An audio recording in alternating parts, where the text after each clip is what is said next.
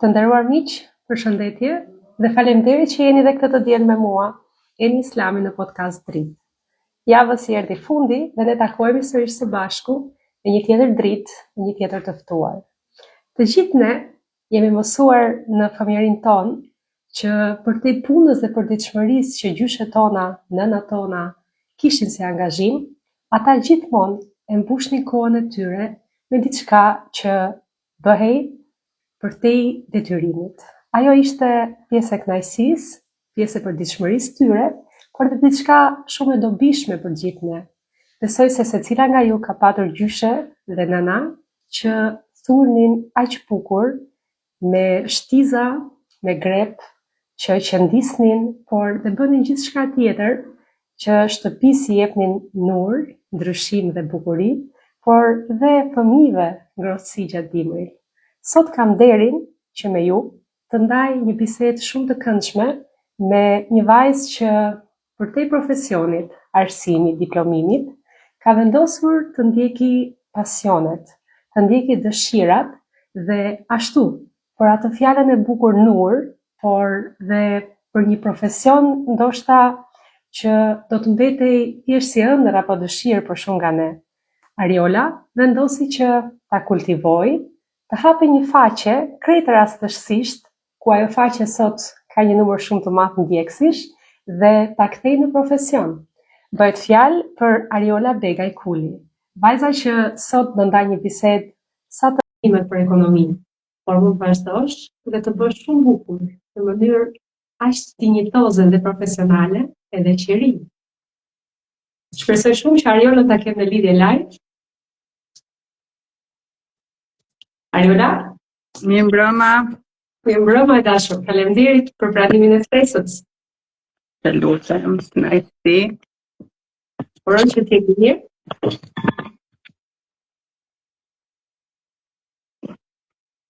Ariola, më dëgjon?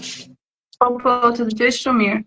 Gëzohem shumë. Faleminderit që pranove ftesën dhe vendose të ndash me mua dhe të gjithë ndjekësit tanë një bisedë të këndshme dhe sinqertë për sa i përket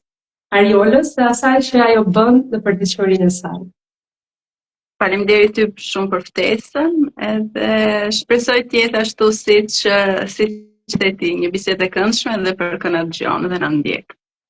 Faleminderit. Ariola, unë të bëra një prezantim dhe e lidha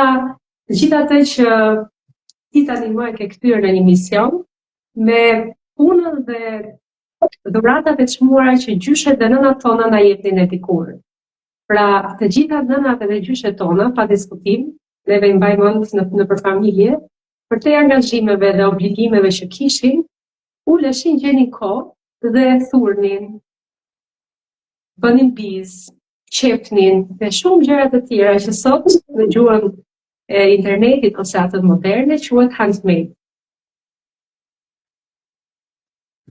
Ose nëna gjyshet, unë kujtoj me shumë nostalgji kur ato mbledhjet dhe kafja e lagjes me pak fjalë ose të shkallët ose kafte ishte edhe aty në për ato shkallët e balkonit edhe duke thyer kafen, duke bërë një bisedë dhe mendoj se ka qenë terapia që ato kam pasur.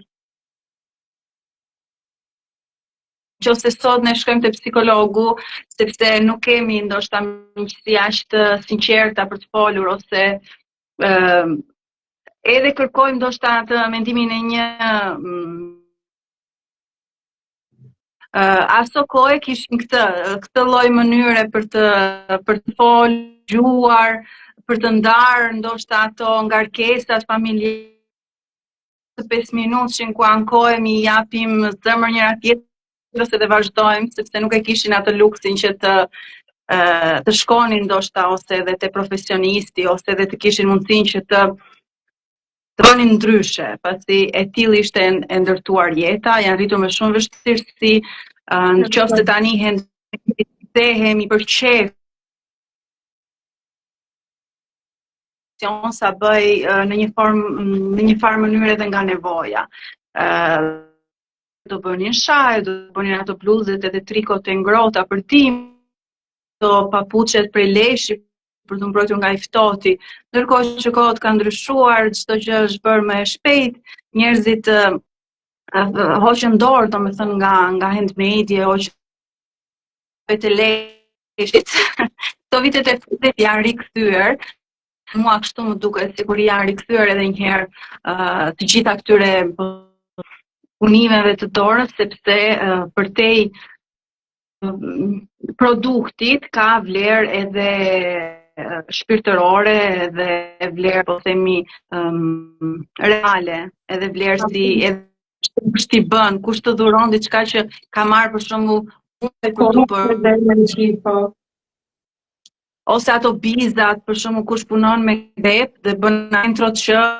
nga rreth i vogël bëhet rreth i madh, pastaj bëhen të gjitha bashkë dhe bëhet një mbulesë shumë e bukur, përveç se ka vlerë në vlerë reale, në pasmueshme në punë edhe në produkt që është i krijuar tamam me dashuri edhe me emocion për kë e merr. E vërtet. Për të gjitha vajzat që janë në lidhje live, unë do t'ju kërkoja të lutem nëse do më tregoni, do jeni shumë të sjellshme, a dëgjohemi mirë apo gjatë gjithë kohës zëri Ariolës në një shkëputje. Mua më duket sikurit ose ana e internetit, ju kërkojmë shumë dje, sepse kjo është një lidhje në dy shtete të ndryshme dhe interneti normalisht që mund të ketë pak knajsi ose ajo që mund të bëhet një bisedë në lidhje live në studio. A dëgjohemi mirë apo kemi vërtet shkëputje? Dhe Ariola, je një individ që gjatë bisedës, por edhe të gjithë ata që të ndjekin, ti tregon përditshmërinë tënde. Dhe ne dim që në përditshmëri, secila nga nënat dhe zonjat ose gratë ka shumë përgjegjësi, ka obligime. Dhe unë doja të dija se si Ariola e bën ekuilibrin mes përgjegjësive të përditshmeve dhe ëndrave të saj personale. Nuk e di, domethënë sa arrit ta mbajtë për dhe gjithmonë ekuilibër, sepse ndodh që nuk di sepse nuk kam çfarë t'i bëj internetit, pasi jam me internetin e celularit edhe lidhja na shkëputet gjatë gjithë kohës, tregojnë dhe vajzat, Ariola ka pak shkëputje, Renata faleminderit se më përqafoj shumë. Një sekond. Shpresoj shumë që kjo bisedë të vazhdoj rrjedhshëm dhe pa shkëputje. Megjithatë ju kërkojmë dhe ndjesë, sepse këto janë gjëra që nuk varen nga ne.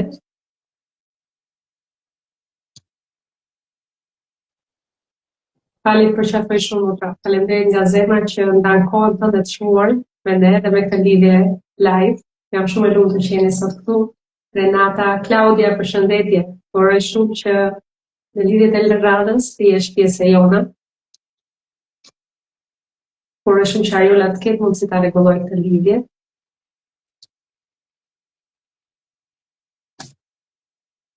Provova, nuk e di gjojmë mirë.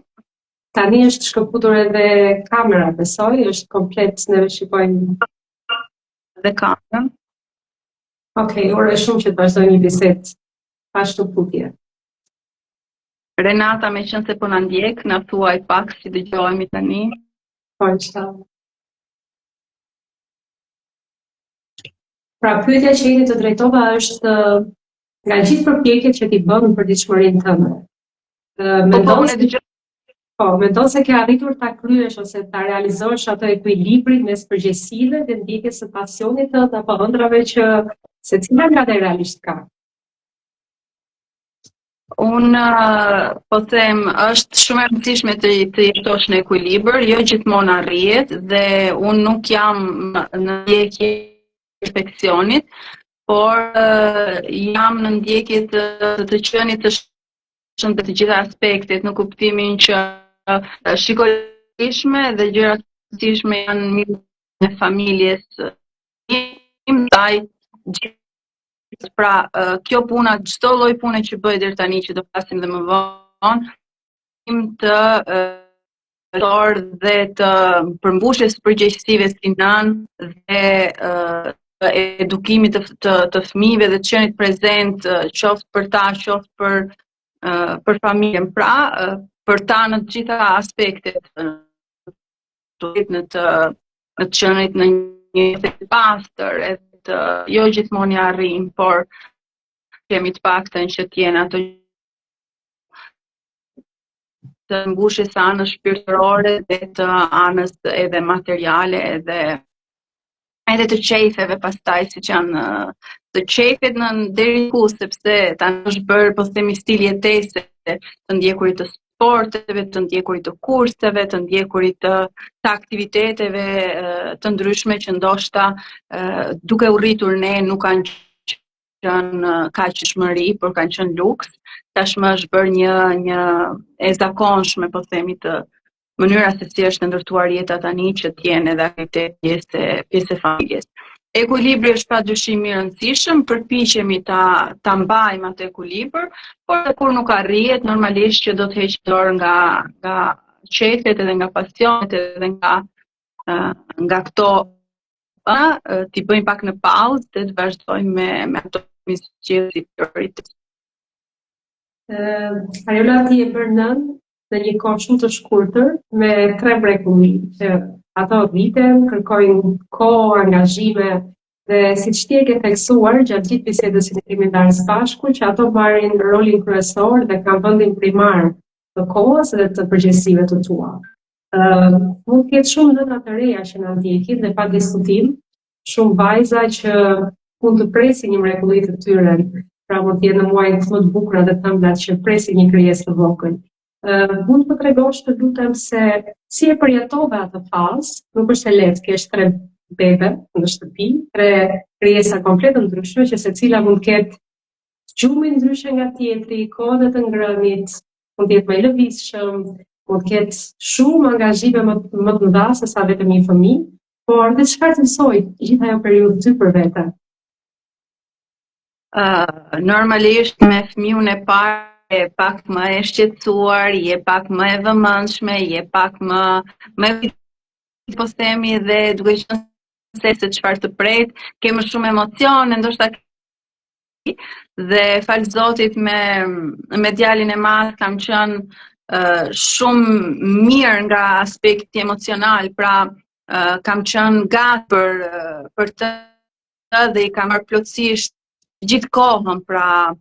të gjithë kohën ka pasur një rutinë dhe duke pasur ai një rutinë kisha mundësinë që gjatë periudhës së gjumit, për shembull, ka qenë një fëmijë deri diku shumë i mbar dhe kemi pasur mundësinë që t'i bëjmë ato rutinat në mënyrë perfekte deri diku, gjë që nuk ka ndodhur me të dytin dhe të tretin. Por përvoja pastaj e të bërit nënë ta lehtëson me fëmijën e dytë, me fëmijën, sepse ndoshta je pak më e lodhur, nuk e të njëjtin vullnet, nuk e të njëjtën qetësi, jo sepse nuk dëshiroj, sepse ngarkesa domethënë që në ato momente ke është më e lartë se sa qetësia jote dhe se sa durimi dhe se sa e butë apo mund t'jesh, nuk ka rëndësi fare. Në ato momente mund të ndodhë që e humbe dhe durimin, je bingarkuar dhe ka dhe vështirësitë veta, absolutisht. Unë dy djemtë e parë kanë shumë pak diferencë dhe më zhdukur sikur të dy mek, ndërkohë që tretin ka qenë një kaos total, domethënë, sepse nuk ishte fëmijë rutinash dhe nuk isha mësuar që me të parin dhe të dytin deri diku arrija, domethënë që ti mbaj të oraret edhe rutinat, ndërkohë që me të tretin nuk ishte, dhe ndërkohë që ti dëshiroj që ti bëj rutinën për ta vënë në gjumë, nuk arrije të shkonte vonë për fëmijët e tjerë, dhe domethënë gjithë familjes si ndryshoi ritmi dhe fëmijë ju shkonte vonë orari, se i kisha mësuar që do t'ju lexoja, t'ju bëja rutinën, po themi, për moshën që kishin tashmë 4 dhe 5 vjeç, pra do t'ju lexoja dhe ata do më prisnin mua që t'ju lexoja. Ishte ideja që domethënë çdo gjë shkonte, po themi, ndryshonte ai ekuilibri ose ajo harmonia që ti kishe krijuar. dhe ndryshojnë orare, ndryshojnë nga fëmia në fëmijë, vështirësitë normalisht që nuk është njësoj si me 1, si me 2, si me 3 fëmijë, por që çdo nënë me bindës ne nëna që jemi dhe në emigrim, duam, nuk kemi ndim, dhe ndoshta e kemi dhe pakës më të vështirë nga ana emotive, jemi larg, sepse nuk e kemi atë suportin, nuk shkojmë do t'i qajmi mami të bashkëshorë, ose ma merë ma mbaj 2-3 orë ajër e të marë frymë, 4-7 ngjitur, dhe kjo ndonjëherë bëhet pak e vështirë nga aspekti emocional. Mirësi shumë mirë, ende shëndetshme ka të gjitha anët. Mirë po. Ma unë këto kita tregojnë mirë e goxhat mirë, domethënë. Po vjen mirë shumë. Mirë po, ka pasur momente në atë periudhë kohe kur Ariola tashmë ishte fokusuar, siç edhe ti vetë 24 orë në 7 tek 3 fëmijë, 3 djem, që sepse janë lidhur nga ditët prindër, gjithmonë e dinë që secili fëmijë është i ndryshëm nga njëri tjetri dhe koha ishte e gjitha e fokusuar tek ta. A mendojen atë periudhë kohe se ëndrat, pasionet, puna ose profesioni yt për cilën ti ishe diplomuar mbetet pezull ose do mbeste thjesht pezull? Se mund të ketë shumë vajza që duke parë një fëmijë në krah, mendojnë që kisha shumë dëshirë për të bërë këtë profesion ose kisha ëndër për të arritur këtë, por tani më nuk e arrita. Si ndjeshe ti në atë periudhë? Unë nuk kam pengje, domethënë tani sot jam që flasim, jam 35 vjeç, dhe në qoftë se këtej kokën pas nuk është një peng ose lik ose bëj, nuk e realizova, ose do të them, dhe unë mendoj dhe besoj se ëndrat transformohen, në kuptimin që në qoftë se dikur studioja dhe punoja fort që të kisha një diplom, pasi linda fëmijët e mi ndryshoj dhe nuk kisha më qëllim isha një grua karrierë, jo sepse kjo është diçka e keqe, po sepse në atë realitetin që jetojmë dhe në kohën që jetojmë në karrierë, do të thotë marrësh shumë kohë nga dita dhe do apo nuk je aq prezent saq do doje të ishe. Një mami që punon, unë nuk pyetje, thjesht e flas e gjykoj në mënyrë të ftohtë. Në qoftë se nga shport, sepse dhe për të shkuar në punë normalisht do të duhet edhe një orë tjetër, po themi midis përgatitjes dhe rrugës dhe kthimit dhe të gjitha të bashku, je larguar orë.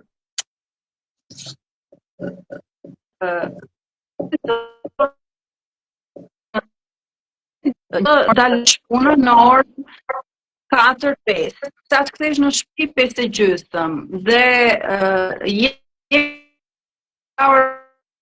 orë në gjysmë dhe maksimumi, sepse pastaj fëmijët flenë. Pra të ngelen vetëm 4 orë për t'ia dedikuar fëmijëve. Dhe fundjavat, për mua si Ariol, unë e kam parë më të arsyeshme që të jem pranë më shumë, duke lënë pas edhe karrierën, edhe profesionin, edhe pasionin, ndoshta në ato moment. Por nuk kam asnjëherë me gjëra që mua më pëlqejnë, me gjëra që mua më bëjnë të lumtur, dhe pse nuk është ndoshta karriera, po themi tradicionale që njerëzit janë mësuar të shohin, neve si familje na shkon për shkak kështu dhe jemi të lumtur kështu si domethënë preferoj më mirë të kem ndoshta një rrogë më pak dhe të jem atë për fëmijët e mi, edhe duke po themi që bën çdo familje, mendoj se kursej më shumë duke qenë për atyre, themi për kopsh, për shkollat apo për babysitter që të kujdeseshin kushta në punë apo në karrierë. Në qoftë se normalisht do të ishtin kushte të tjera, sepse secila nga ne flet nga kushtet në të cilat ndodhet. Në qoftë se kushtet do ishin të tjera, që do të kisha ndoshta një person të besuar familjes që mund të më mbante apo që mund t'ia bëja, ndoshta do të kisha zgjedhur nuk jam pishman për asnjë gjë dhe mendoj se ëndrat transformohen me kalimin e kohës dhe mendoj se jeta është aq e gjatë që përgatitet nëse kemi ndonjë peng apo kemi ndonjë diçka që na ka mbetur pa realizuar, ta realizojmë, si fëmijët të bëhen pak më independent, të bëhen pavarur dhe të marrin, po themi, në dorë frenat e jetës së tyre. Nuk mendoj se jeta mbyllet, domethënë kur bën fëmijësh, rëndësi 1, 2, 3, 4, 5. Me rëndësi është se sa e dëshiron këtë gjë. Unë që të jem një mamë postake, në thonjza, edhe të realizoj këto pasione vogla që më janë kënaqësinë pasit një mërmë, po themi, vetë kënaqësia apo nga ajo arti i gruas në karrierë. Ariola më thatë që linja e internetit është nga telefoni, apo e keni këtë në wireless në shtëpi, sepse gjatë gjithë kohës biseda shkëputet edhe mua vjen shumë keq që gjithë kjo bisedë kaq e këndshme të ngelet të paruajtur ose edhe kur ta ruajmë, të gjithë ndjekësit kenë atë pakënaqësinë të dëgjuarit në rregull. Është nga telefoni se ajo Wi-Fi është i lëvizshëm edhe e kuptoj. Është gjatë gjithë kohës biseda me shumë shkëputje dhe mua vjen shumë keq për këtë, kërkoj shumë ndjenjë të ndjekësve, por zëri yt gjatë gjithë kohës që neve flasim ka shkëputje të tepërta.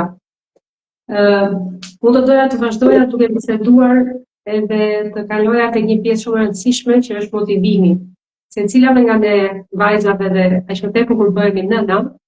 është një pikë shumë e domosdoshme që ne të kemi motivim dhe mundoja të dija se me 3 fëmijë, me angazhimet e familjes, dhe gjitha ne e dim se sa punë ka shtëpia, që ne themi dhe kemi bërë tani slogan që nuk mbarojnë kurrë, kush ishte motivi, pra ku e gjeje motivimin e Ariola për të vazhduar edhe nga gjithë kjo periudhë me ngarkesë, qoftë nga ana e kohës, po dhe psikologjike, pa diskutim që ana psikologjike shumë e ngarkuar kur i ke 3 fëmijë të vegjël. Pra kush ishte motivimi që ti vazhdoje dhe synoje të ndiqje ëndrat e tua? Motivimi im ka qenë besoj të pasurit e një produkti përfundimtar, sepse siç e tham, kur je në shtëpi dhe punët nuk mbarojnë kurrë dhe ti ndjehesh ndoshta sikur gjithë dita të iku kot, të paktën kur realizoj ato produktet e mia, po themi, apo qërinjt apo kornizat, se kam nisur me kornizat si fillim, unë kam një produkt final dhe ndjem sikur kam bërë diçka të ditë. Shpesh e bëj dhe story me humor që çfarë bëre sot dhe tregoj produkte, domethënë që ideja është jo për të justifikuar kohën, por tamam ishte një mënyrë, po themi, për ta shfrytzuar atë periudhën e mëmësisë ndryshe, sepse duke qenë se nuk e kisha qetësinë të lexoja siç lexoja më parë, ritmi i leximit ra shumë, pra nuk arrija do të bëja gjërat që më përpara mund t'i bëja me lehtësi. Gjeta këtë formë, po themi, formë për të ndjerë produktive dhe për të pasur një produkt final që mbetej. Kjo ka qenë ajo motivimi im, besoj, vazhdimisht, pastaj edhe kënaqësia që merr tek ndihmon të tjerët që të bëjnë dhurata të bukura dhe që të përjetojnë emocione të mira dhe të marrin kënaqësi, po themi, edhe nga aktivitetet e ndryshme që kam organizuar live këtu, që janë workshopet në prezencë dhe panajiret e ndryshme, pra ku takohem dhe shkëmbej, po themi, nga afër dhe marr nga afër atë feedbackun e personave që i blejnë ose që i shohin ose që marrin pjesë në workshopet e mi. Motivimi nuk besoj diçka që të vjen kështu. Duke punuar motivohesh edhe më shumë, duke punuar dëshiron të krijosh diçka të re, duke punuar të vinë edhe mendime të ndryshme, të vinë edhe ide brillante për të krijuar, po themi, linja të ndryshme, gjëra të reja, për të propozuar diçka unike, diçka me kuptim e kështu me radhë, domethënë. Për të gjitha vajzat që ndoshta nuk të kalojnë. Sepse edhe unë ty të dëgjoj shumë mirë, edhe pse edhe më parë të dëgjoja shumë mirë. Tani dëgjohet akoma më mirë, faleminderit Zotit, po gjatë kohës që bisedonim pak më herët, zëri im vjen tani gjithmonë me shkëputje. Prandaj i thash edhe një herë, uroj shumë që tani më mos kemi më probleme. Është linjë interneti, ne kërkojmë ndjehet të gjithë ndjekësve, po normalisht nuk është edhe në dorën tonë. Ndërkohë që distanca është e largët, ndoshta ndodh edhe kjo. Për të gjitha vajzat që nuk e kanë ditur, por edhe ato që tani më janë të reja dhe ndoshta nuk të kanë njohur më herët. Ariola ka studiuar për financë kontabilitet. Është diplomuar dhe ka punuar një periudhë të shkurtër kohë si ekonomiste. Do doja të ndaje me të gjithë ndjekësit tanë se si lindi ideja e punës artizanale ose punës së dorës, dhe aq më tepër ajo e qirinjve që sot është bërë për ty një profesion, është bërë një pjesë ku ti je domethënë një ditë, siç po e thua, por realisht ka marrë një bujë shumë të madhe dhe me grupet e kurseve dhe gjithçka tjetër që përtej pasionit të jetë edhe diçka fitimprurse për sa i përket familjes tënde, por dhe shpërblimit që normalisht secili individ merr për kohën, por dhe për punën që bën. Atëherë unë jam bërë mami në 2015 për herë të parë dhe pastaj, domethënë ka qenë fiks në periudhën që kam mbaruar studimet. Unë kam shkuar vitin e fundit të masterit shtatzan dhe pastaj domethënë ka qenë periudha tetor-mars e parë dhe pastaj semestrin e dytë kishim përgatitjen e diplomës. Dhe kur kam shkuar të bëj mbrojtjen e diplomës, çuni ka pasur 4 muajsh dhe sepse cikli është 2 vjeçar dhe fillon në tetor dhe mbaron në tetor. Dhe domethënë ka qenë për mua kështu të diplomohem me një bebe në bark dhe pastaj të shkoj tek mbrojtja e diplomës me një bebe në krah dhe një bebe në bark, ka qenë sepse mora vesh për shtatzanin e dytë. Dhe shumë dhe për Zotin është vërtet për t'u admiruar, fakti që nuk e hequr dorë dhe ke vazhduar edhe në atë gjendje. Bravo, sinqerisht. Absolutisht fal Zotit, domethënë sepse mund të kishte ndodhur dhe ndryshe që të kisha një shtatzani problematike dhe do të të hiqa dorë, por në këtë rast Zoti mi mundsoi gjërat të shkojnë, domethënë aq mirë sa besoj ka qenë tamam ka qenë i Zotit dhe nuk ka dyshim në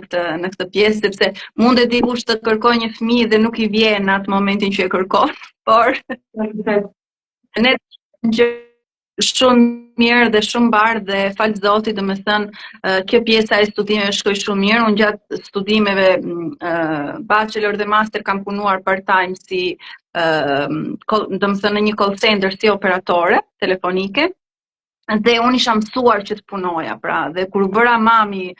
direkt, domethënë me 1 dhe pastaj me 2, normalisht që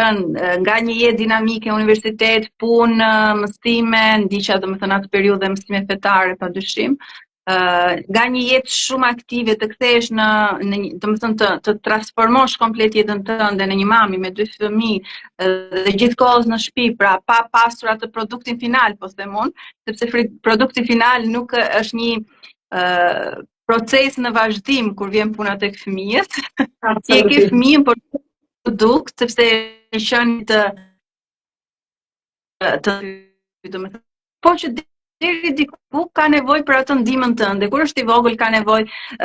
për shumë, duke u rritur ka nevojë ndoshta për ty në një aspekt tjetër dhe kur pastaj bëhen pavarur ka nevojë për ty gjithsesi, por më pak dhe me shumë diplomaci dhe me shumë delikatesë sepse gjërat ndryshojnë dhe ti duhet patjetër që ti lësh në rrugën e tyre dal nga dal ta gjejnë vetë ata çfarë ju pëlqen, çfarë nuk ju pëlqen e kështu me radhë. Dhe normalisht ka qenë, po themi, e vështirë dhe kur rifillova pastaj të punoj, kisha këtë, domethënë, duke qenë se isha mami, pra me 2 fëmijë dhe mora lejen e lindjes njëra pas tjetrës, këtë periudhën thoja sa të shikoj televizor, sepse normalisht çfarë do përdosh televizorin, do merresh me ta shetheme. Unë dëshira diçka produktive dhe kështu lindi faqja, lindi Nura's Collection. Nuk kam dashur t'i jap emrin tim dhe ka vazhduar kështu edhe pas kaq vitesh. Kam dashur që të kishte një kuptim drite, pra një oazë paqe e quaj unë shpesh, jo vetëm për mua, po dhe për ato që do na ndiqnin edhe që do bëshin pjesë e komunitetit që tashmë sa vjen edhe është në rritje. Kështu lindi, pra lindi nga nevoja, po them unë, për të pasur një produkt final. Unë kështu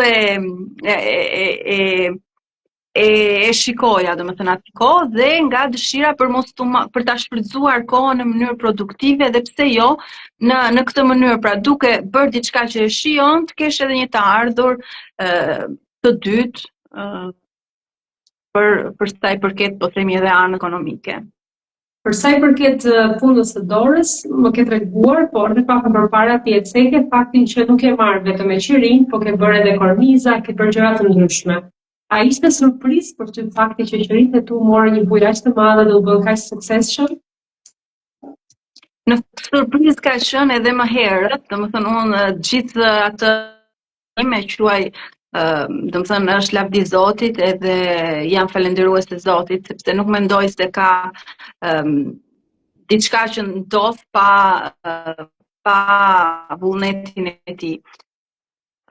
Kur e hapa faqen në fillim, unë se do të domethënë sukses, po them ato kornizat e para i kam bërë për t'i dhuruar, i bëra fotot, i nxora në Instagram dhe direkt pati kërkesa, direkt pati rësi,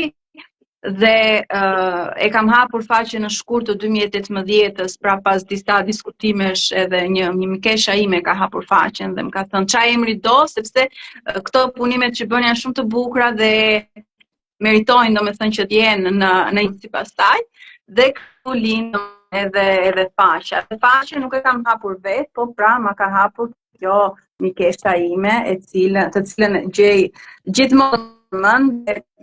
gjithmonë e falenderoj, sepse me të vërtet në atë moment më dha, po themi, një suport edhe më hapi një botë që nuk e mendoja se do të kishte sukses, por në qershor të 2018-s kam dhënë intervistën e parë në një televizion kombëtar mjaft të rëndësishëm si Top Channel. Njerëzit e morën vesh kush isha dhe filluan të më mbështesnin akoma më shumë, të porosisnin më shumë dhe to. Pastaj për sa i përket rinj të lindën pas Covid, në atë periudhën ku donim nuk donim, ishim më shumë në celular, ishim më shumë duke krijuar kontent, duke konsumuar kontent, ndoshta atë periudhë e mbaj mend veten time që doja nuk doja, ishim duke qenë se nuk mund të dilnim, nuk mund të bënim shumë gjëra që dëshironim të bënim më herët. Ishim më shumë duke konsumuar kontent dhe aty duke parë qërinjt, duke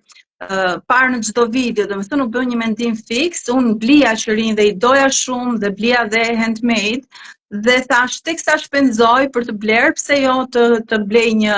kit edhe të filloj ti bëj vetë, dhe kështu lindën qërinjt e parë dhe duke qenë se top kanë qenë. Dhe aty mora porosi pra për t'i shitur, pata kërkesat domethënë dhe i kam shitur 3 nga 6 qërinjt e parë që krijova, të 3 të tjerët i kam dhuruar. Tash pse jo, mos ta vazhdoj dhe kështu pra ja ku jemi, pastaj lindi dëshira për t'i bërë domethënë edhe workshopet, pastaj kurset online, jo panaire, jo pjesë aktivitete të ndryshme në cilat kam marrë pjesë, pra erdhi çdo gjë shumë natyrshëm dhe unë nuk kam pasur këto qëllimet e mëdha, nuk kam pasur këto planet e mëdha, po themi qoftë për faqe, normalisht çdo kush ka dëshirë që të rritet, edhe unë kam pasur dëshirë që të rritem, kam pasur dëshirë që të kem, edhe akoma kam dëshirë që të rritem akoma më shumë, që njerëzit të marrin atë të bukurën e punës që bëjnë. Por nuk është se kam insistuar, po themi, kaq shumë qoftë në marketing, qoftë në strategji, po themi. Strategjia ime është të jem vetvetja edhe të jap një copës nga realiteti im dita ditës edhe në rrjetet sociale. Pikërisht, do doja të ndalë qendret te kjo pjesë. Ti thua gjithmonë modestisht se edhe pse është një numër shumë i konsiderueshëm i gjithë ndjekësve që ti disponon sot, ty të karakterizon thjeshtësia dhe origjinaliteti jot. A mendon se është kjo një pikë shumë e rëndësishme e karakterit apo e personalitetit të një njeriu, në një kohë ku të gjithë njerëzit përpiqen të tregojnë një anë tjetër nga realiteti, të tregojnë vetëm ditët e tyre të lumtura, të tregojnë se shëtisin, por nuk së mure kurrë, të tregojnë se shtëpia e tyre është gjithmonë e pastër, e rregullt dhe e bukur përtej angazhimeve dhe rrëmujës që secili që ka një familje jeton diku në një ambient familjar, e di mos miri se pas kamerës nuk mund të jetë kaq perfekte gjithçka.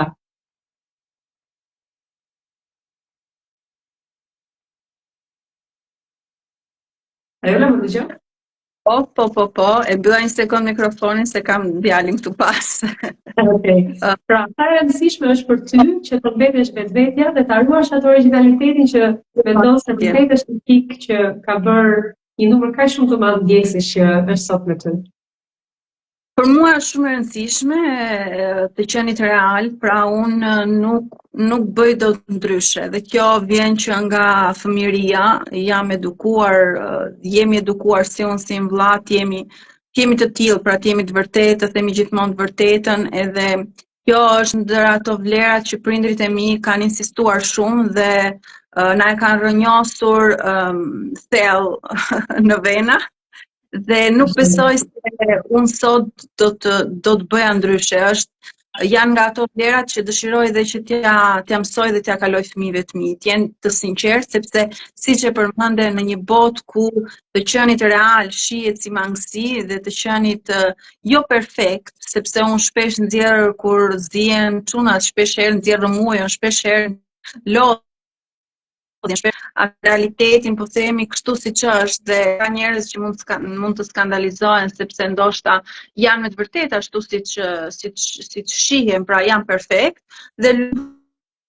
deri diku kam dashur të jem perfekte dhe jam përpjekur dhe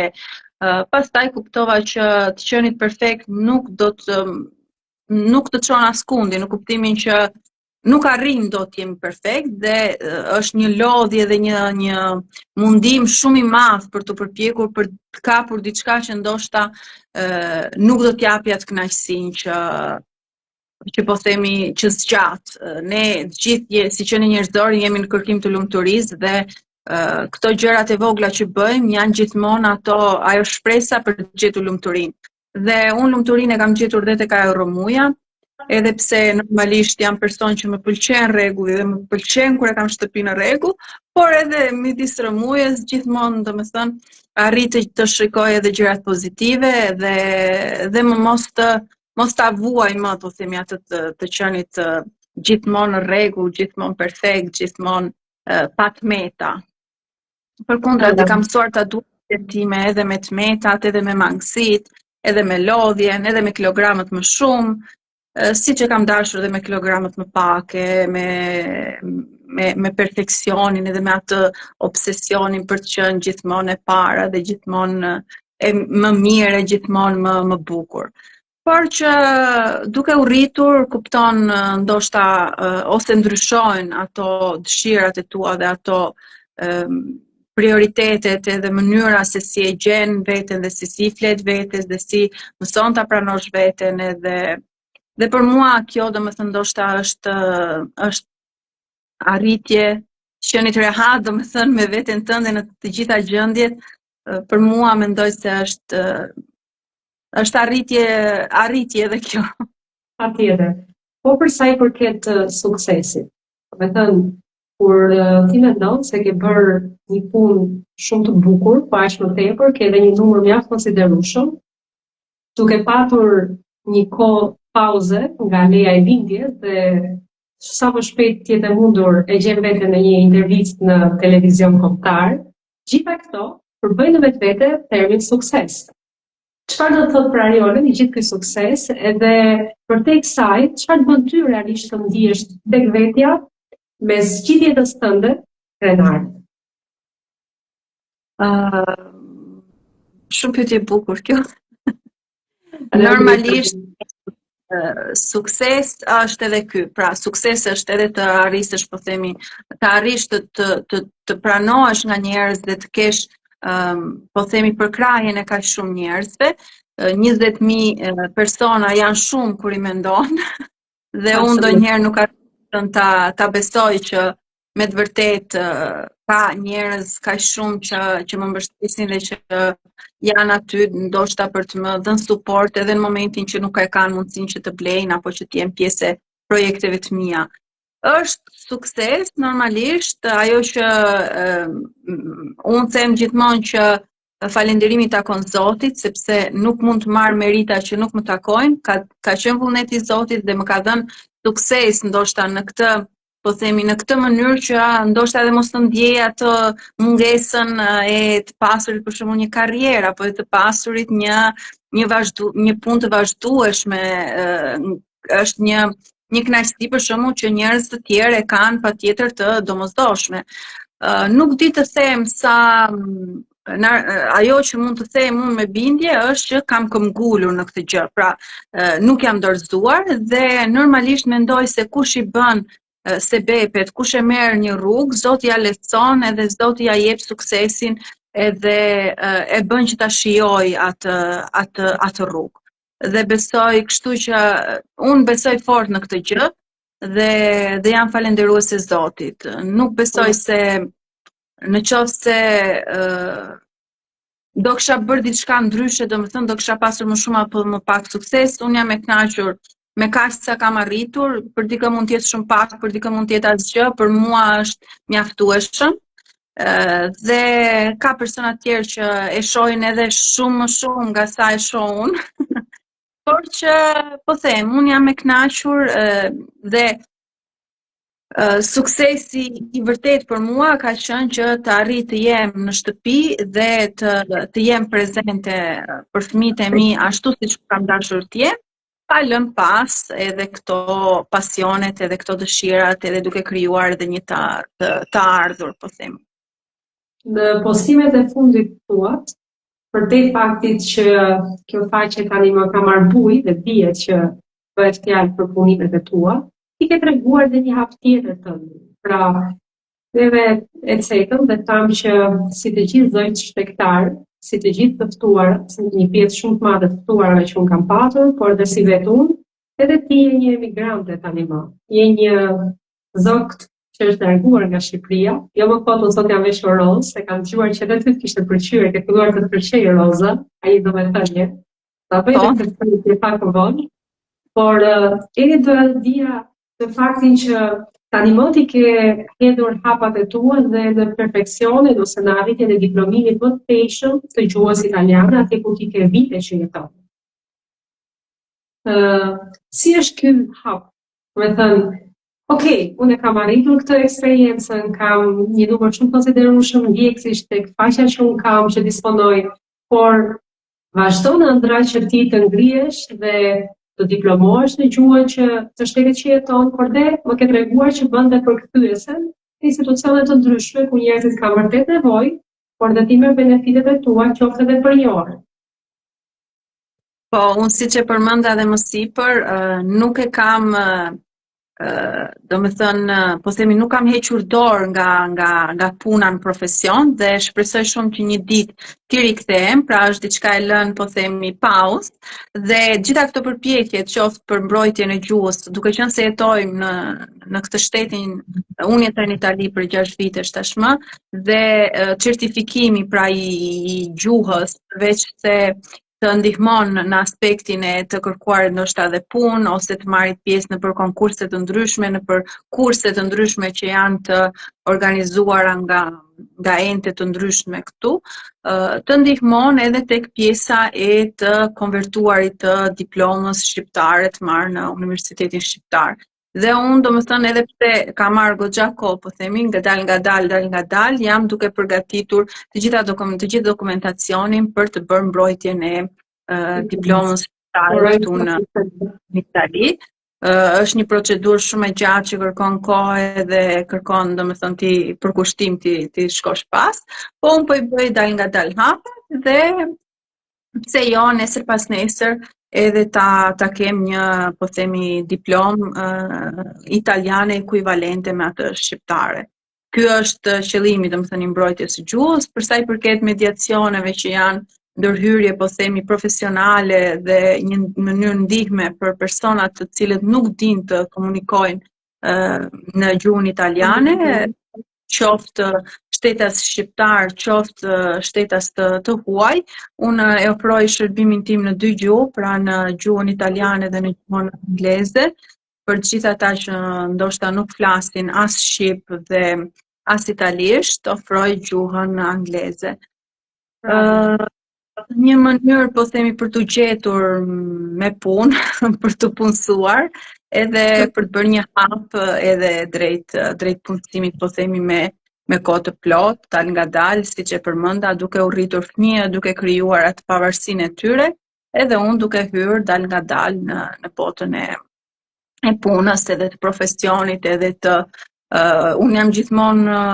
domethënë jam personi që ka thyer shumë nga ato rregullat standarde të bërit të gjërave, kështu që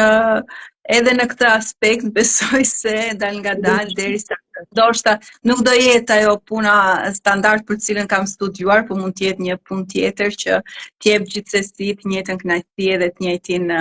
po themi, kënaqësi qoftë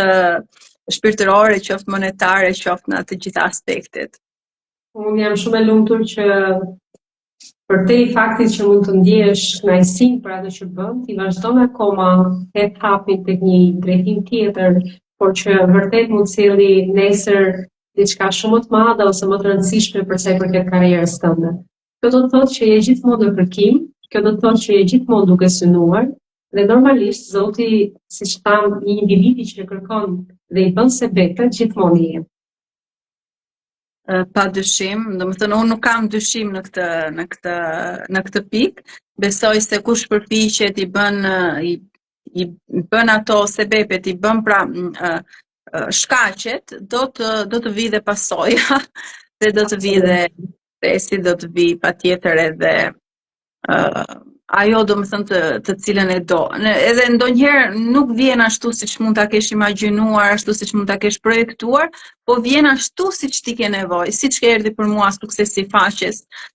Jam e bindur që Zoti e di shumë herë më mirë se ne atë që kemi nevojë, atë gjë për cilën kemi nevojë, dhe na jep pikërisht. Edhe pse ndoshta ne jemi në kërkim dhe kërkojmë diçka tjetër, ndoshta më me ngul. Unë besoj se vullneti i Zotit dhe ti jesh i kënaqur me vullnetin e Zotit, me atë që ka caktuar Zoti për ty, të bën vërtet që ti jesh shumë në paqe. Është shumë e vërtetë dhe është vërtet një dritë që duhet shpërndarë dhe duhet përoritur për gjithë ata që na ndjekin, se ndonjëherë ne themi po unë doja këtë. Realisht ajo që mund të duam në atë kohë ose në atë moment mund të mos jetë aq e dobishme sa ajo që na jepet, sa ajo që ne disponojmë. Që kështu duhet jemi falendërues gjithmonë dhe edhe nëse kemi synimin, mos i shti dorë, po ndoshta në një moment tjetër, në një kohë tjetër. Vetëm duhet durim dhe të vazhdojmë të përpiqemi. Një pikë shumë e rëndësishme që ka dalë gjatë bisedës tonë dhe që unë dua ta ndaj edhe me ndjekësit, është që përveç faktit tepër të rëndësishëm dhe alhamdulillah që ti je një vajzë besimtare, kjo është e dukshme dhe e kemi kuptuar dhe gjatë bisedës, por dhe shamis që ti mban me kaq krenari, po ke treguar se ke ndjekur edhe kurse të ndryshme të zhvillimeve personale. Eni doja të dija për Ariolën, çfarë i bën bashkë këto dimensione krejt të ndryshme dhe sa të ka ndihmuar ty kjo pjesë në të gjitha këto ëndra që ti nuk e heq dorë dhe vazhdon të kërkosh të arrish. Për mua, pjesa e zhvillimit personal hyn te pjesa e të përmirësuarit si vid, po besimtar. Unë zhvillimin personal, domethënë, nuk e shoh të ndarë nga themi, ose shikoj si dy gjëra të kundërta, përkundrazi, shikoj si dy gjëra që ecin shumë mirë bashkë dhe të ndërthurura në mënyrën e dur të ndihmojnë që të përmirësohesh, jo vetëm si individ, po të përmirësohesh edhe si besimtar. E gjithë filozofia, domethënë, po themi, zhvillimit personal është ajo e të përmirësuarit, e të qenit një njerëz më i mirë, e të arriturit, e të rriturit, e të pasur më shumë sukses, e të kërkuarit më shumë, gjë të cilën e mësojmë shumë mirë edhe në Islam, ku e mësojmë nëpërmjet ajeteve të Kuranit, e mësojmë nëpërmjet haditheve të profetit sallallahu alejhi wasallam, dhe është, domethënë, thjesht mënyra, thjesht qasja ndryshon. Pra nëse këto gjithë bota e zhvillimit personal është e përqendruar tek individi, tek besimi, ndryshon pak kjo mënyra e të, po themi, të ndërtuarit apo të parit gjërave, sepse shihen gjithmonë si një, po themi, raport vertikal pra Zoti dhe ty, dhe mua si Ariol më ka ndihmuar absolutisht shumë edhe në të qenit besimtar më i mirë, edhe në të kuptuarit veten time, edhe në të kuptuarit po dhe në të praktikuarit më mirë fen time. Jo për gjithë është një realitet, ka persona që duke kërkuar, po themi, këtë zhvillimin personal, humbin veten, humbin besimin sepse shikojnë diçka të tepërt ose të vjetër ose të prapambetur. Për mua nuk vlen kjo gjë. Besimi është për mua një nga ato vlerat më të mëdha që unë kam, dhe të humb besimin do të ishte për mua si të humb veten, dhe e lu Zotin,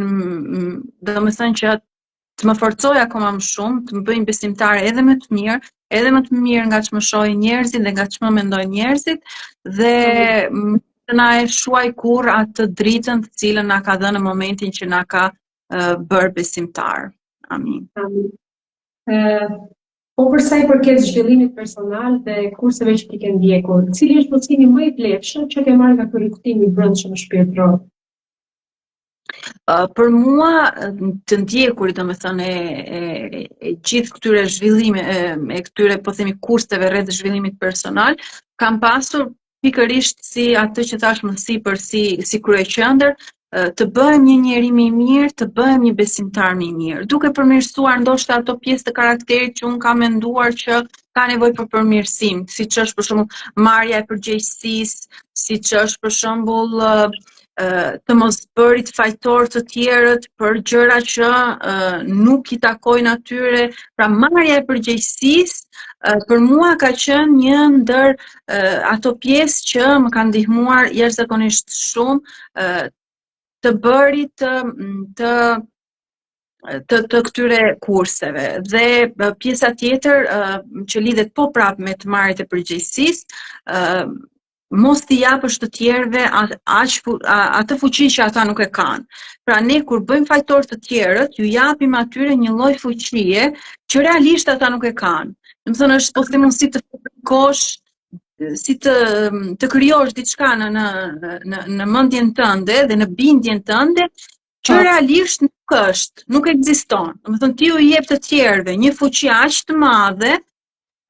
duke i bërë përgjegjes për gjëra për shembull si të qenit i palumtur. Ka persona që ju japin aq shumë fuqi të tjerëve dhe mendojnë se kanë fajin të tjerë pse ata nuk janë të lumtur. Ndërkohë që në momentin që ti merr përgjegjësinë që janë vendimet e tua dhe janë ato hapat që ti ke marrë deri tani që të kanë sjellë në këtë pikë ku je, të pranuarit, pra e realitetit tënd dhe përgjegjësisë tënde, të rrit si njeri dhe të çliron edhe ty të çliron nga gjithë kjo pjesa e, domethënë, që pret nga të tjerët, po edhe të tjerët i çliron nga kjo fuqia që i ke dhënë. Dhe në momentin që shikon gjërat realisht për ashtu siç janë, merr përgjegjësitë e tua, bëhet më e lehtë. Bëhet më e lehtë, ti e kupton, domethënë, që të tjerët nuk e kanë aq fuqi mbi ty sa ti ju ke dhënë, dhe kupton që lumturia, për shembull, që marrja e vendimeve, që të qenurit në një situatë ku je, në të cilën moment mund të duket sikur nuk t'ja del dot, realisht nuk është aq e madhe, domethënë me 2-3 hapa t'ja del edhe ta kalosh me sukses. Sepse nga këto gjërat e vogla, që duken të vogla realisht, po që ka raste që shumë vajza dhe gra, të paktën nga shkrimet që mua dhe nga bisedat që unë bëj shpesh në DM-e, përkujtoj që kanë vështirësi dhe ka vërtet nevojë për të zhvilluar. Mund të zhvillohemi, siç e përmenda, edhe nëpërmjet besimit, pa pasur ndoshta nevojë për kurse fizike të vetë zhvilluar, por duhet shumë kujdes. Gjë siç na thot mendja dhe prandaj për shembull të ndjekurit e një coachi apo të ndjekurit e një personi, e një trajnuesi apo një mentori, mua personalisht më kanë ndihmuar dhe të jem e kujdesshme edhe në këtë, po themi të shpesh shkohet përtej që është besimi ynë dhe të ndarit e dy gjërave duhet të jetë është një vit, domethënë e holl dhe ndonjëherë rezulton e vështirë për persona që ndoshta nuk kanë dijen e duhur. Është e nevojshme, domethënë unë mendoj se sa më shumë të rritemi që si besimtar të informohemi, të kemi dije, aq më të mirë do të jemi dhe në këto pjesët e zhvillimit personal. Pra të marrim atë që na duhet dhe pjesën e universit, të fuqive, të mbinatyrshme që veprojnë në mënyra mistike, ne t'ja japim shpjegimin ose nëpërmjet besimit, sepse jo në të gjitha eye to eye, domethënë sy më sy me zhvillimin personal, pasi gjëra që ne ja nëpërmjet besimit dhe besoj se ajo mjafton. Ajola më ke treguar se ka qenë periudha e viteve 2018-2019 që ti e larguar nga Shqipëria. Se ka pak më parë, faktin e ngjyrës Simeros, një video që dhe ti ke hedhur në rrjetet e tua sociale, edhe gjendjes aktuale, sepse ne po bëjmë një intervistë sot, po unë shpresoj shumë që ta dëgjojmë edhe pas shumë vitesh, dhe të kujtojmë se tani më i gjithë vendi ynë, të gjithë bashkëkombësit tanë janë të ngritur në këmbë dhe drejt një kauze aq të madhe që të dyja ne lutemi dhe shpresojmë që të marrin vërtet drejtimin e duhur. Nëse ti do t'i flisë Ariolës të asaj kohe, pa u larguar nga shteti shqiptar, cila do ishte biseda, qoftë kjo e besimit islam, qoftë e zhvillimit personal që ne cekëm. Pra, çfarë do t'i thoje ti Ariolës të atyre viteve në periudhën që po lindte Shqipërinë dhe si gjithë ne po drejtohej drejt një shteti të huaj? Unë jam rritur duke parë televizionin italian dhe kam pasur një dashuri shumë të madhe, domethënë për po themi për Italinë, për kulturën, për kuzhinën, për gjithçka, po për modën ato kohë, domethënë dhe në momentin që studioja dhe pastaj u fejova dhe më vonë më martova, unë nuk e kam parë veten tim, edhe pse e doja, domethënë Italinë e kisha vizituar edhe dua, domethënë akoma, unë nuk do jetoja në Itali. Erdhën gjërat kështu dhe në tetor të 2019, domethënë jam larguar në një moment që isha në punë, isha aso kohë specialiste buxheti në Bashkinë e Beratit edhe faqja ishte në kulmin e vet, kisha porosi pafund. Ishte raste që më merja nga gjumi për t'i realizuar, çojsha herët, flija vonë. Domethënë kam ikur tamam në momentin, po themi, më të bukur ose më për karrierën të karrierës time, por me keqardhje them që nuk jam pishman. Sepse pra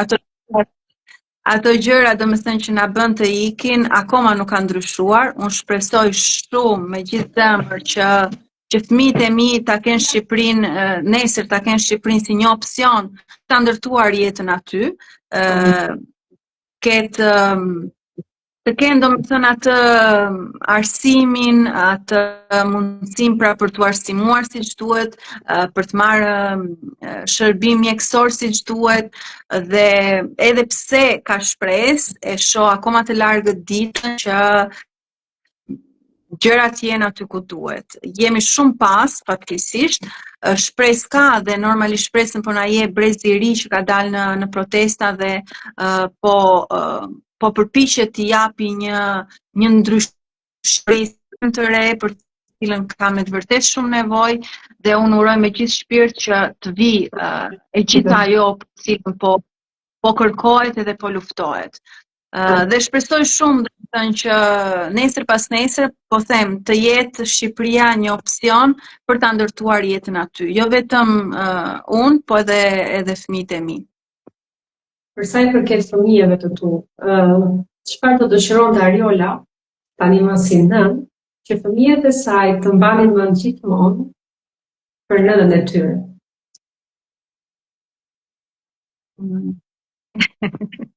Do doja shumë që ata të më mbanin mend për unë për shembull e kujtoj mamin tim shumë për këshillat që më ajo më jepte. Dhe ende domethënë me mamin kam një marrëdhënie shumë të fortë, qoftë me mamin, qoftë me babin, dhe do doja që dhe fëmijët e mi ta dinin që mund të kthehen gjithmonë tek unë, dhe me të gjitha problemet e tyre, me të gjitha vështirësitë, dhe ta dinë që do të kenë gjithmonë mua aty pa i gjykuar, dhe pse ndonjëherë tani në këtë periudhë mund t'ju dukem atyre shumë moraliste dhe shumë ndoshta strikte dhe shumë kërkuese, por që e kam domethënë të gjithën nga dashuria edhe nga dëshira për t'i parë edhe më mirë se unë, edhe më mirë se pari tyre. Ajo që ne kemi dëshirë është që t'i shohim fëmijët shumë më mirë se ne dhe shumë më të arritur se ne, edhe më të plotësuar se sa ne. Harruar domethënë atë pjesën e dashurisë, edhe gjithmonë them i kritikoj në thonjza, i këshilloj, se atyre ju duken si kritik, po i këshilloj edhe pastaj e zbus, se nuk dua domethënë që ta ndjejnë atë peshën aq shumë. Dua që ata të rriten të lumtur edhe të marrin vendimet e tyre në mënyrë të lirë, pa pasur frikën ose atë presionin që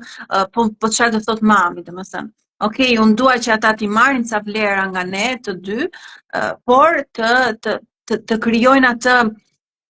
individualitetin e tyre dhe atë personalitetin e tyre, duke respektuar ato vlerat që janë për ne të rëndësishme si familje. Unë besoj se bazat merren në familje, edhe pse unë nuk jam rritur nga dy prindër besimtar, bazat e të qenit njeri sinqert, e të qenit njeri i mirë, e të qenit njeri i drejtë, i kam marrë prej prindërve të mi. Dhe të njëjtat vlera që pastaj i gjeta në Islam, edhe kjo ka qenë edhe ndër arsyet që unë e kam përqafuar Islamin me të vërtet me vendosmëri, edhe me dashuri, edhe me të qenit domethënë realist. Unë e doja një jetë të tillë, e doja një jetë me rregulla, nuk doja një jetë ku bëjmë çanado qefi pa menduar domethënë për pasojat. Kam dashur një jetë të vetëdijshme, pra jemi të vetëdijshëm për atë që po bëjmë dhe për pasojat që veprimet tona kanë. Absolutisht. Dua të më mbajnë të vinë tek unë dhe të më mbajnë mend pikërisht për këtë, pra për atë folje. Ishte në ato raste mund të dukem si e rrept ose si moraliste, të vinë tek unë kur të vinë domethënë e dinë që nuk do ta kenë atë peshën e gjykimit, të paragjykimit, por do ta dinë domethënë që fillimisht do t'i dua, pastaj do t'i gjykoj, pastaj do t'i kritikoj. Në gjuhën popullore ose në vendin tonë, gjithmonë thonë shtëpi pushke. Që mua më vjen shumë bukur në vend, edhe jam e bindur që vërtet me 3 djem, shtëpia juaj do të ketë gjallëri, do të ketë shumë entuziazëm, dhe u lutem dhe lut Zotin që të bëhet të mbarë. Po vërtet tani e të mundi, pastaj rriten shumë shpejt edhe uroj shumë që të bëhet krah. Amin, Zoti të shpërbleft, edhe unë shpresoj shumë që ata të rriten si ju them gjithmonë që bëuni fillimisht njerëz të mirë, pastaj besimtar të mirë, pastaj bëuni çfarë të doni. Ariola, ne kemi biseduar rreth 1 ore së bashku dhe kemi ndarë kaq shumë emocione. Fluturoj, edhe kemi ndarë kaq shumë emocione, kaq shumë pjesë të realitetit tjetër, dhe unë falenderoj me shpirt dhe për çdo këshill, sepse çdo përgjigje jotja ka patur brenda edhe një këshill shumë të hyer për gjitha nga ne. Kemi biseduar në një podcast që unë e kam titulluar Dritë. Unë do doja të dija se çfarë do të thotë, çfarë do të thënie ka kjo fjalë kaq e madhe dhe e rëndësishme në jetën e Ariolës, dhe kur e ke ndier ti, ose edhe pse jo, dhe ku ke ndjerë ti më së përmi dritën në jetën tënde? Dritë edhe për mua, si që për ty, ka me të vërtet një kuptim shumë të madh, edhe unë dritën për herë të parë kam ndjerë në momentin që jam bërë muslimane. Kam qenë diku te 15-16 vjeç dhe aty kam nisur për herë të parë të lexoj për Islamin dhe në atë periudhë, domethënë jam bërë muslimane dhe në atë moment e kam ndjerë për herë të parë dritën, kam ndjerë se kam rilindur përsëri pa mu dashur të rilind dhe kam parë tamam si një dritë edhe si një mundësi për ta rindërtuar jetën ndryshe edhe ndërkohë që në atë periudhë shumë vajza dhe shumë djem janë problematik, unë isha problematike sepse doja të bësha muslimane, domethënë kjo ishte e meta e vetme që mund të më gjenin. Edhe më kujtohet, po je shumë mirë, ç'të duhet feja aty. Në atë moment domethënë e kam ndjerë dritën për herë të parë, po themi në atë formë që më ka bërë mua ta shoh botën. Mori vërtet kuptim për ditën. Drita më ka shoqëruar që nga ajo kohë gjithmonë edhe faqa ime në fakt e ka kuptimin e faqa Nura Skëllek, Nur, dritë, bukuri, edhe emri i faqes është lidhur pikërisht me dritën. Edhe e shoh domethënë edhe pastaj kur fillova të bëj dhe qirinj, mori tamam akoma edhe më kuptim, u bë tamam, po themi më shumë edhe kuptimin e dritës dhe kuptimin e parë, edhe pse në rastin e qirinjve është një dritë më shumë e lidhur me kreativitetin edhe me të pasurit një moment relaksi, po themi, një dritë që të largon pak nga realiteti ndoshta i vuajtur, për kë mund të jetë i vuajtur, për dikë mund të jetë kaotik, për dikë tjetër mund të jetë problematik, pra është një dritë, po themi që të largon pak nga i realiteti i vështirë apo kaotik, apo mund të jetë edhe shumë i bukur, po të jep një perspektivë të re, pra të jep një mënyrë të parë gjërave ndrysh, edhe më bukur, paktë për mua është më bukur, për dikë tjetër mund të rezultojë më e vërtet, për dikë tjetër mund të rezultoj një dozë pozitiviteti, kreativiteti të ndërthurë në gjitha bashkë, dhe gjithsesi ajo që vjen nga drita është vetëm mirësi dhe vetëm e mirë, domethënë. Absolutisht. Dhe në këto minuta të fundit që na kanë mbetur për bisedën tonë, unë do doja të dija se do kishte këshilla apo ajo drita që Ariola të donte të linte të gjitha atyre që na ndjekin për të bërë bashk të gjitha ato ëndrat, qëllimet ose që secila nga ne të mos humbi atë dritën brenda vetes. Kush do të ishte një këshill ose qoftë edhe një fjali që do doja t'ia lije secilës nga vajzat që na ndjek? Të mos dorëzohen, kur, pavarësisht situatave, pavarësisht vështirësive, pavarësisht mundësive që mund të kenë në ato momente, mos të dorëzohen kur. Unë besoj se këmbgulja në ato vlera ose në ato gjëra që ne duam dhe në ato gjëra që ne na bëjnë ndryshe nga të tjerët, që ndoshta nuk shihen gjithmonë pozitivisht, sepse njerëzit kanë këndvështrime të ndryshme, mos të heqim dorë nga vetja jonë dhe të vazhdojmë të këmbgulim në gjërat që janë pozitive, pra janë në gjëra të hajrit, po them unë. Nëse unë do kisha hequr dorë se nuk bënte për mua Islami, nuk do isha sot muslimane, për shembull një rast, ose nëse nuk do të kisha insistuar në të shkolluarit e mi, sot nuk do të isha një grua e shkolluar, do të isha një grua ndoshta me shumë pak klasë shkollë dhe ndoshta me më shumë vështirësi për ta kuptuar veten, për ta